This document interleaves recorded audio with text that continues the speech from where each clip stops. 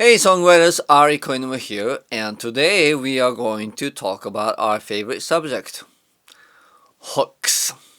Oh, hooks. That seems to be the number one question that we think about when we're writing songs, and rightfully so. Hooks are what literally hooks the listeners in, have them pay attention to us, grab their ears, and make sure that they are listening.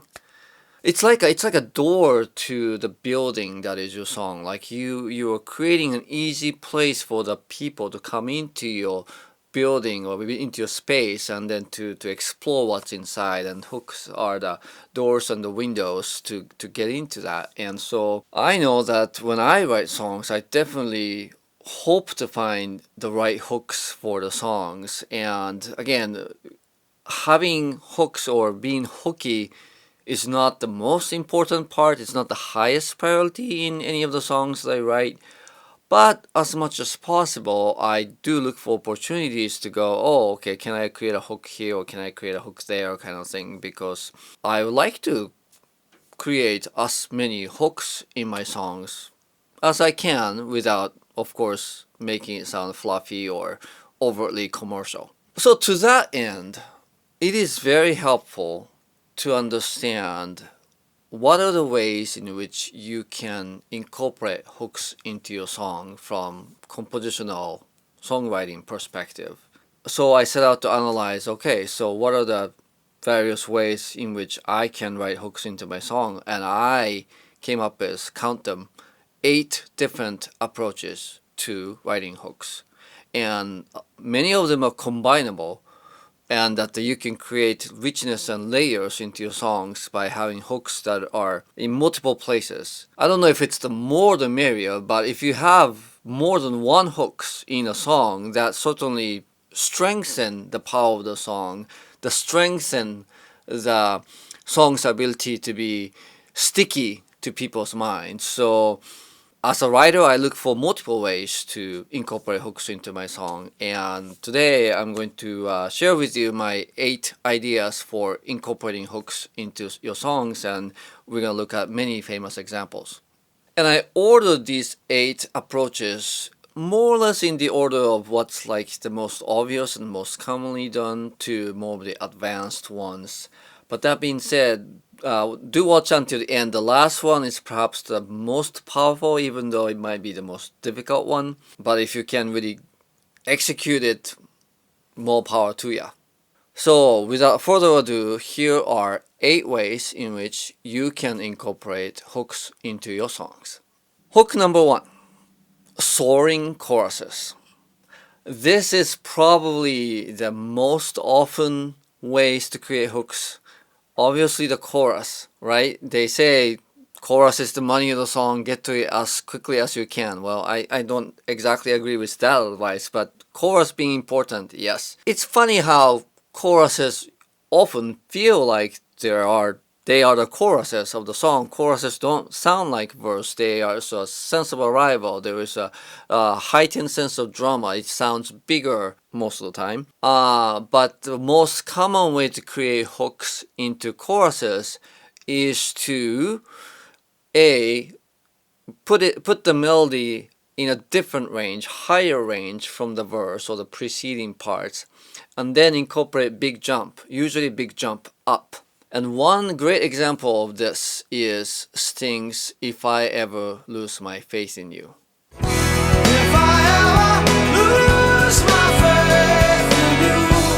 So this song is a really classic example of how you can create a big contrast between what is the verse and what is the chorus, and so that chorus really stands out and sticks into your head, in that the verses are very speech-like, and then he's kind of telling you what his point of view is. But then when you get to the chorus, that jump is not subtle at all. The verses before that is fairly flat sounding or steady sounding, right? And then the chorus is like just a bunch of big jumps in that chorus, and then it just comes out and delivers the statement there. And the bigger the jump, the more attention getting it is, the more dramatic it sounds. So incorporating big jumps, and a particularly big jump up. Going up always builds up the energy, so incorporating big jump up is a great sort of a tried and true technique for creating hook into a song's melody at the most important part, which is the chorus.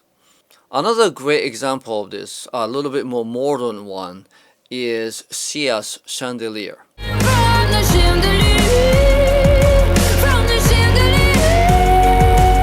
So in that song, again, the verses are very speech-like, but then when you get to the chorus, immediately she jumps to the highest note of that song so far. And then the first couple of phrases are going I, and then it comes down, and the chandelier, and there's a big jump up in the name of the song, right? Chandelier, that keyword there.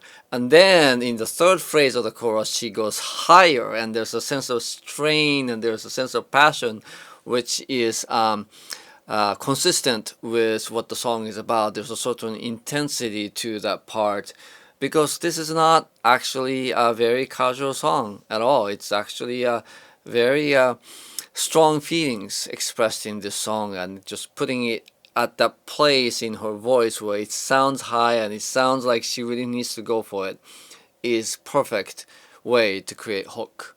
Hook number 2. Distinct rhythm. Rhythm is the foundation of music, and when there's something recognizable, something distinct about the rhythm, it doesn't really matter what the notes are doing or what the chords are doing. The distinct rhythm is enough to create a hook in a song. For example, this is just iconic, right? The intro or the main rhythm of We Will Rock You by Queen. In order for rhythm to be distinct, it's often best for it to be really simple, and then to make a statement around the rhythm by removing all the distractions and other layers. And that's exactly what happens in this song, is that zun, zun, tat, zun, zun, tat is like, throughout the song, and it's instantly recognizable, and it's very easy to play along, I guess. As you know, I'm mainly a rock songwriter, but this concept of hook applies to music obviously beyond rock, to many other genres. And so I'm going to throw a bit of a curveball at you. This is Dave Brubeck's jazz classic, Take 5. Odd meter rhythm is great because we're just so used to the regular rhythm of 4/4, and well, sometimes we get 6/8 or 3/4 waltz rhythm, and that is interesting enough just because it's not done super often. But when we get to odd meters, they are so rare that by itself it's like, oh, audience may not even like recognize, if they're not musicians, they won't recognize that it's an odd meter thing, but there's something fundamentally unique and rare and fresh about odd meter that it catches most people's attention. In this case, the chords or harmony are very simple in the main piano riff, but just by the virtue of having it played in 5/4 meter and that unevenness of the 5/4 meter, you can't help but notice and remember how that goes. You don't need to listen to this song many times to remember that, oh yeah, take 5. I mean, you definitely remember the vibe of this a little odd, funky, weird thing that you just heard, but it's oddly catchy and memorable. So as far as songwriting, some days I even find myself just thinking purely in terms of rhythm, going something like ta ta ta ta ta ta, or ta ta ta ta ta ta ta ta ta, that sort of thing. Just starting with the rhythm in terms of looking for something new, something catchy, something fresh, and then figure out the notes and chords later. Once you have a distinct rhythm, once you stumble on something that is memorable rhythmically, the hook is already there.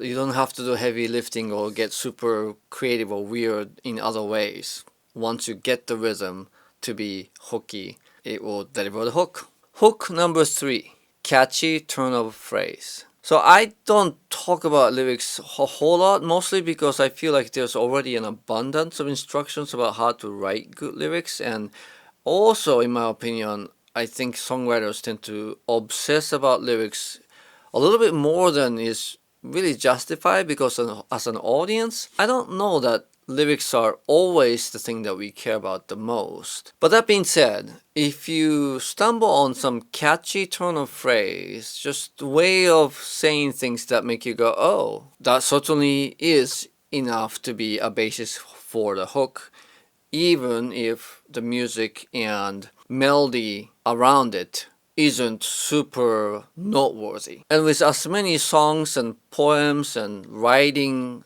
as there are, it's not super easy to come up with some new phrases, some new ways of describing things. But that being said, it doesn't have to be unique. It just kind of has to be a bit catchy in some ways. So, for example, R.E.M's "It's the End of the World as We Know It" is a great example of that. It's the end of the world as we know it.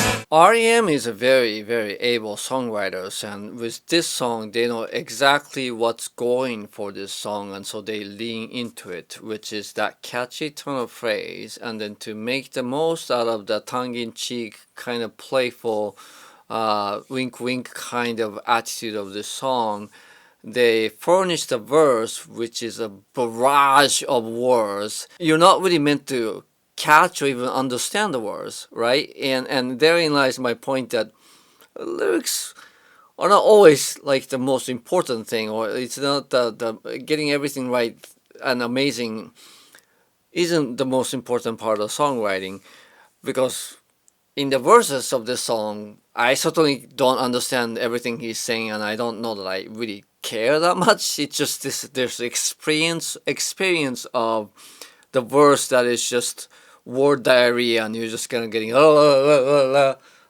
that, and then the chorus comes in and says, "It's the end of the world as we know it," and then you just kind of chuckle and smile, and then that experience sticks to your head. So this is an example of wordy song, and they are really leaning into it. They're really milking the most out of the fact that the punchline is wordy and everything else is wordy. Now, catchy turn of phrase doesn't have to be long phrases, but it's easy to write songs that have like a single word song title, for example, right? I mean, how many songs are there that's simply called like love or I love you or something like that? Well, okay, maybe not many songs are that generic, but if you come up with longer and most importantly just some fresh phrase, that certainly is enough to form the basis or the hook of the song, and you can write a music around it. And Meatloaf, when I first heard this song title, I was like, oh, that's a good one, right? Objects in the rearview mirror appear closer than they are.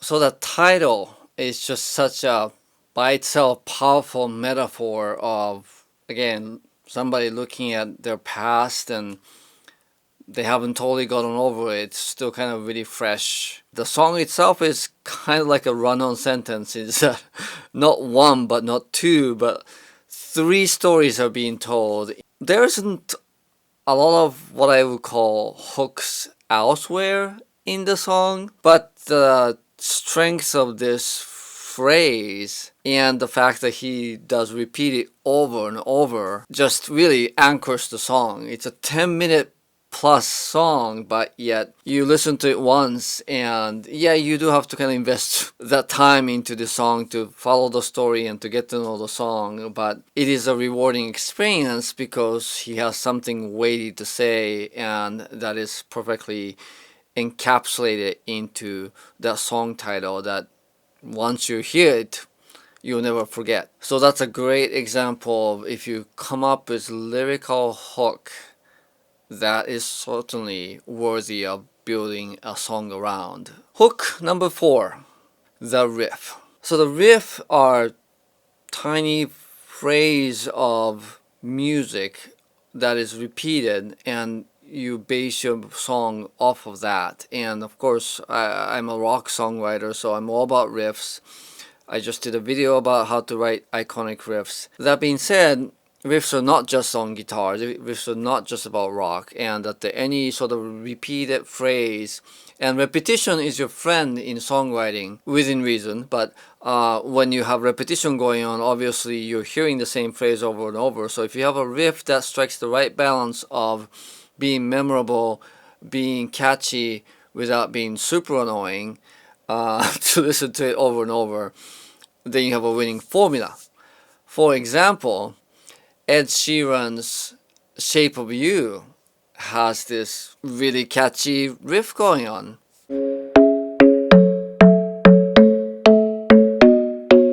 So Shape of You is a super well structured, well written pop song that, again, you listen to it once and you will never forget it, and that main riff runs almost throughout the song.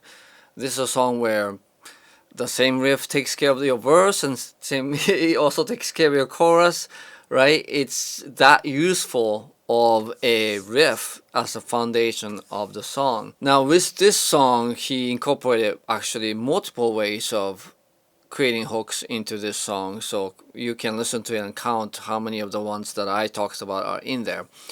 But the riff is definitely its main thing, and the riff actually is interesting because of its rhythm. Okay, and then expanding on a theme of non-guitar based riff, this is a song by a guitar virtuoso, but he didn't play it on the guitar. Van Halen's Jump.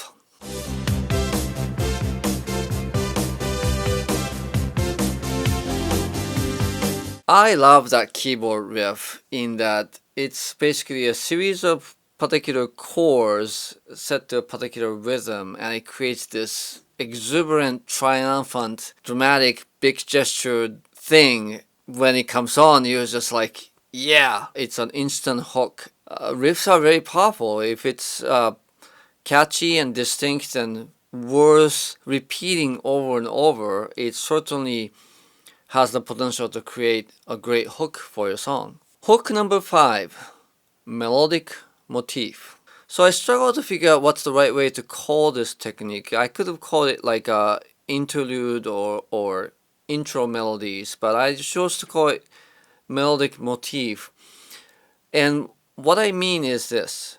These are little snippets of melodies, or sometimes it's not very little, but melodies that come on between the singing, intro or interlude or bridge or at the end. They're not the chorus melody, they're not the verse melody. It's its own distinct thing, but then there's something really catchy and memorable about it that it's the thing that you look forward to in the song. It kind of becomes like a signature part of the song. For example, there's a beautiful melody that starts out a really good song, Shawn Colvin's Sonny Came Home.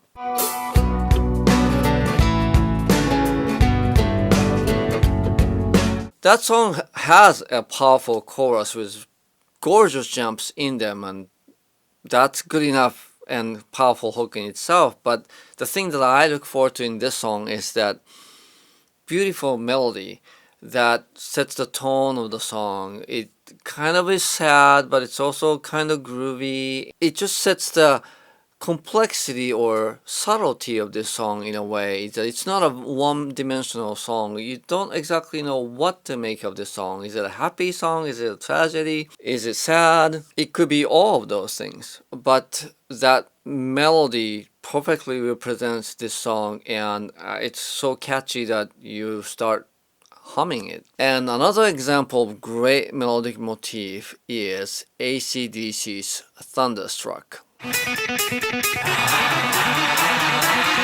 Now you could have called that a riff, but I think of that as a melodic motif. Again, if it works, who cares what it's called? But it to me is a melody because it is long, it is kind of complex, but it's also very catchy. It's kind of fades away during the verses, although it's still kind of in the background. And then, of course, between the singing, that's when this melodic motif, his guitar lick, takes the center stage. Really, that's probably the most recognizable part of the song.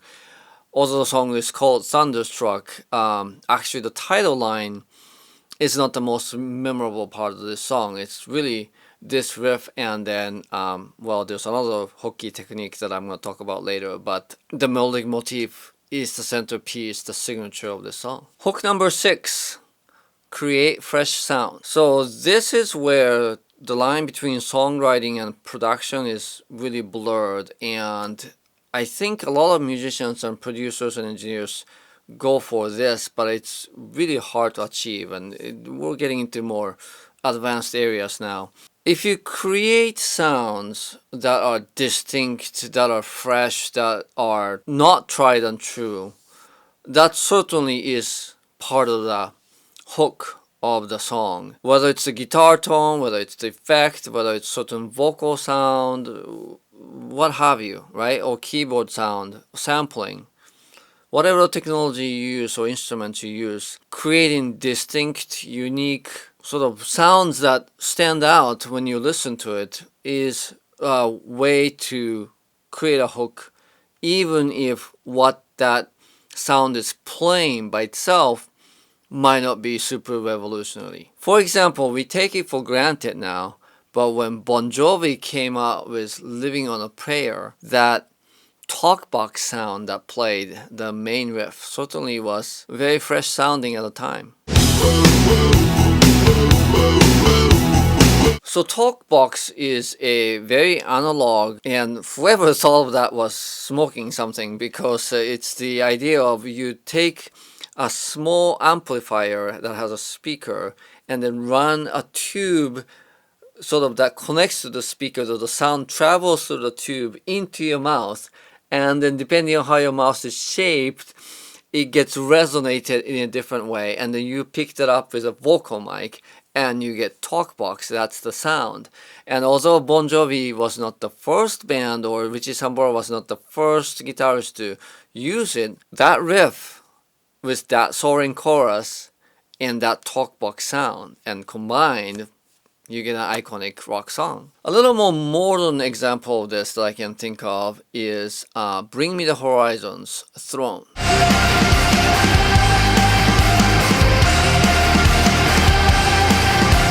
Melody that comes in the intro and between the verses and choruses, it's not any sort of advanced melody or anything like that, but that sound, right? I don't know what it is. It's a sampling of somebody's voice, or I don't know what it is, but therein lies its charm, is that there's some fresh new sound that's playing this distinct hook or the melody, and the sound is part of that hook. It makes it stand out, and then you kind of go, oh, and you pay attention to the song. Now the challenge with creating fresh sound is not only is it hard with the rich music history that we have already behind us, but also if it becomes a sort of a really distinct thing, you might not want to use it in every song, otherwise you get kind of tired of it really fast. So although talkbox did become Richie Sambora or Bon Jovi's signature sound, they use it in that song, they use it in It's My Life, they use it, like sprinkle it here and there, because it's just a little too distinct, and overusing it will lose its charm. So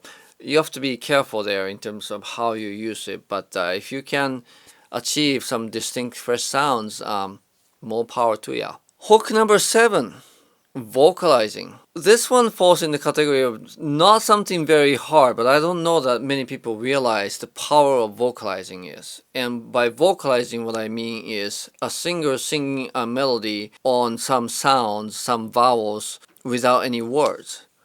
And for whatever reasons, when a human voice delivers the sound without words, it seems to really stick to our head.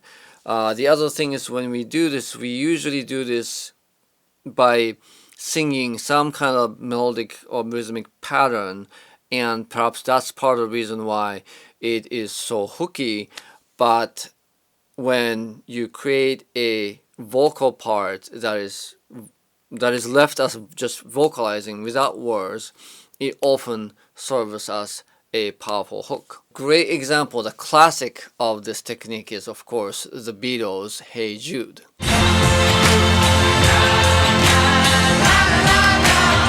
That closing refrain of na na na, right? That is just so iconic. It repeats many times, but like you just so look forward to that moment and sing along.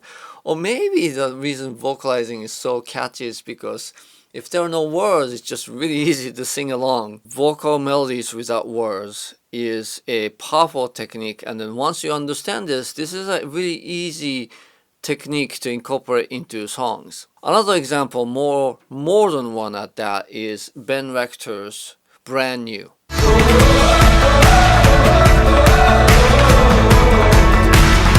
So this is a really catchy pop song, but as good as the chorus is, it doesn't make a strong differentiation from the verse. Really, the hook of this song is the vocalizing melody that comes in between the verses, and that's the part that I'm sure we all look forward to sing along in live concerts. There's something about human voice. You don't need words, you just use it to deliver a sound, deliver a melody, and that can be a powerful hook. Hook number 8. Deliver your stadium-sized persona. So this is perhaps the most powerful, but it seems like the select few can really deliver. And that is this. Artists who make it really big have a very distinct artist persona.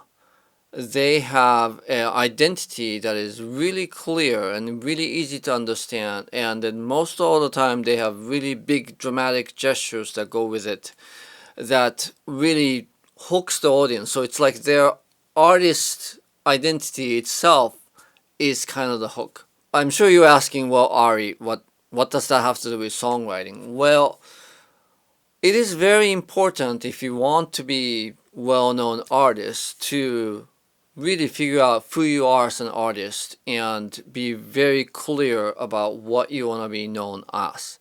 And once you become clear with that, you can write songs that epitomizes what your artist persona is about. And when you do it really well, when you do it super strongly, just the fact that the song express like the heart of what your artistry is about, it seems to add to the hook of the song. And a great example of that is Taylor Swift. We are never ever going to get back together.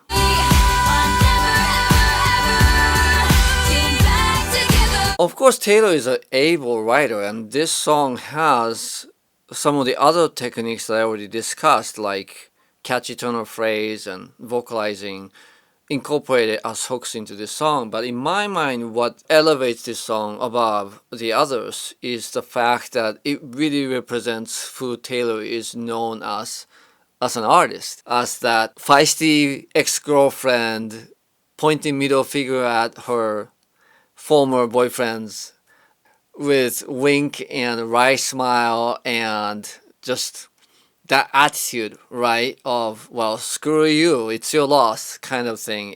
That's what this song is about. So when what the artist is known for and what the song express is in this strong of alignment, it just really comes through strongly. I call this like artist vehicle songwriting, and the next song that I want to talk to you about is another example of that, which is Adele's Hello. Hello from the other side. Yes, so it's certainly a well-written song, but harmony-wise, there isn't anything that is super unique or interesting about it. The melody, the structure, again, nothing super revolutionary about it. But Hello is just a perfect vehicle for Adele, the artist. And again, Adele persona is of somebody who is reminiscing about old love, broken heart, pathos of just lost love is like a central theme of Adele, and her voice and that gravitas or the presence her vocal performance delivers is perfectly suited for that. There are many great singers, but being a great singer doesn't always mean that their voice is suited for expressing like totally different wide range of emotions. A lot of voices are really suited. It just the sound of their voice seems to evoke certain emotions more strongly than others. And Adele and Taylor Swift before know what their voice is good for, know who they are as an artist, what they stand for, what people know them as, and then they wrote songs that really sort of encapsulate all those elements and say, this is an Adele song, this is a Taylor Swift song. If other people sing these songs, it doesn't make as much sense or it's not quite as powerful as the original, because the original was written as a vehicle for who they are as an artist. This is perhaps the biggest challenge for us artists, is that it's hard enough to figure out, okay, who am I? What do I want to be known for? What do I want people to remember me as? To be super ultra focused on that and be clear about it every time. And that's one of the prerequisites to becoming big and well known as an artist. But many of us aren't as clear or focused about that core artist identity. And of course, not only do they have to figure it out, but it has to be authentic to who they are. It really has to be about who they are, but being able to be super clear about it. That's hard enough. But then to be able to really go for it without reservation, with huge dramatic gestures that are fit for large audience, large venue, big sounding dramatic music, that is not something many of us have. And again, if your ambition is not to be a household name as an artist, obviously you don't need that. There are many ways to make a fine career without that big or that well known. That's really not the goal for many of us. But that being said, there is a value always in figuring out who you are as an artist. There is a value in being clear. Clarity is very difficult to achieve, and it has value. And then once you have clarity, writing songs that express that equally clearly is very memorable. And so the alignment between your authentic artist self and what the song expresses is a hook in itself. Alright, so we went through 8 different approaches that can add hooks to your song. And then once you have these in your head, when you listen to songs, you can recognize which of these techniques are being incorporated into the song you're listening to. And then when you're writing songs, you can look at it and go, oh, I can do vocalizing with this song, or ooh, I can do a melodic motif with this song, or ooh, I have an opportunity to do a fresh sound. The material and your knowledge will kind of come together to suggest, oh, I can put this hook in here, or I can put these hooks, 2 or 3 of them, into this song. In my experience, it's a really powerful thing. It's like knowledge is power, right? When you know what creates hooks, then you can identify opportunities where you can start to incorporate them, and then your songwriting gets stronger and your songs become more memorable. Now, of course, there might be other ways to create hooks. If you can think of them, please share with me. If you think of other examples of hooks that I talked about, I'd love to know. And then there might be times when some of these approaches may not create hooks, or maybe I was missing some elements in terms of identifying what is gonna be needed to create a hook. So these are just my ideas, the starting point, but it's really helped me to identify these techniques and have my own list in my head, so that as I'm writing songs, I can really bring them out as needed to create hooks in the songs I write. Alright, that's all I have for you today. Thanks again for watching. I hope you got something out of this video that will be useful in your future songwriting, or something that you recognize in the songs that you listen to in the future. Alright, and I'll see you in the next video. Thank you.